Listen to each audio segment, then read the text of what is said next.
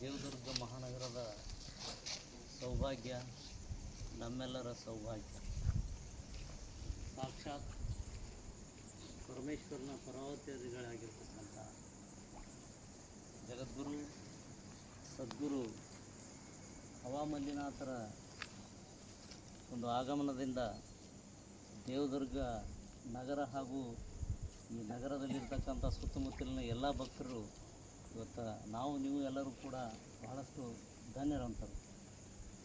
ಮಹಾತ್ಮರ ದರ್ಶನ ಸ್ಪರ್ಶನ ಅವರ ಪುರುಷ ಹಸ್ತದಿಂದ ಇವತ್ತಿನ ದಿವಸ ನಮಗೆ ಪ್ರಸಾದ ದೊರಕಿದೆ. ಆ ಪ್ರಸಾದದ ಮಹತ್ವ ಏನಂತ ಕೇಳಿದರೆ, ಆ ಪ್ರಸಾದವನ್ನು ಅನನ್ಯ ಭಕ್ತಿಯಿಂದ ನಾವು ಸೇವಿಸಿದೆವಪ್ಪ ಅಂತಂದರೆ ಜನ್ಮಾಂತರದ ಪಾಪನಾಶ ಆಗ್ತದೆ. ಅಷ್ಟೇ ಅಲ್ಲದೆ